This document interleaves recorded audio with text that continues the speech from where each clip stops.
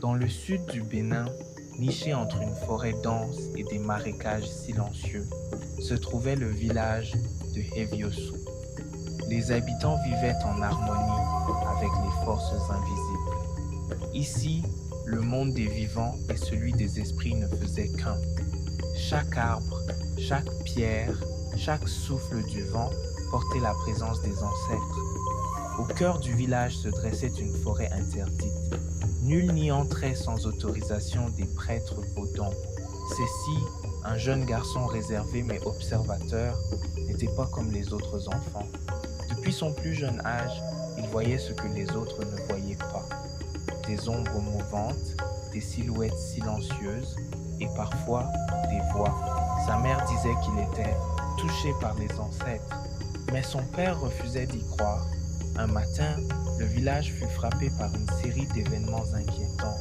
Les animaux refusaient de s'approcher de la forêt, l'eau du marécage devenait sombre, les tambours rituels se fissuraient sans raison. Les anciens comprirent immédiatement. Les esprits étaient en colère. Poussé par des rêves de plus en plus intenses, Cécile décida de s'aventurer près de la forêt sacrée. Cette nuit-là, la lune était rouge. Et pour la première fois, il vit clairement un esprit, une silhouette imposante, recouverte de symboles, les yeux brillants comme des braises. Pourquoi avez-vous oublié le pacte? Terrifiée, Cécile raconta tout à la prêtresse du village. Après un long silence, elle révéla une vérité que personne n'osait prononcer. Autrefois, les habitants honoraient les esprits par des rituels réguliers. Mais avec le temps, la peur, l'oubli et la négligence avaient remplacé le respect. Le pacte avait été brisé et maintenant, les esprits réclamaient réparation. Les anciens décidèrent qu'un rituel devait être accompli pour rétablir l'équilibre.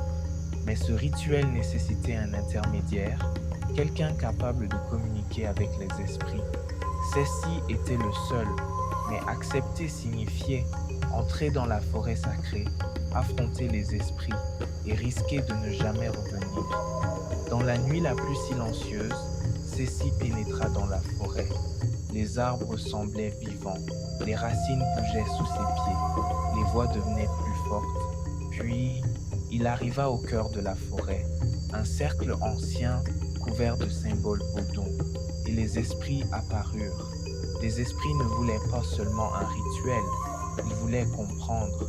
Pourquoi les vivants oublient-ils toujours ce qui les protège? Cécile, tremblant mais sincère, répondit, parce qu'ils ont peur de ce qu'ils ne comprennent pas. Un long silence suivit. Touchés par sa vérité, les esprits acceptèrent de restaurer l'équilibre. Mais à une condition, Cécile deviendrait le gardien du lien entre les mondes, un pont vivant entre les ancêtres et les humains. Au matin, la forêt redevint calme. L'eau retrouva sa clarté. Les animaux revinrent, le village respira à nouveau, mais Cécile avait changé. Son regard portait désormais une sagesse ancienne. Depuis ce jour, les habitants n'oublièrent plus. Ils comprirent que les traditions ne sont pas de simples coutumes, mais des liens sacrés avec ce qui nous dépasse.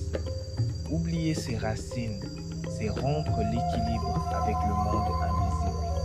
Mais celui qui a le courage d'écouter et de comprendre peut devenir le pont entre les générations, les mondes et les vérités oubliées.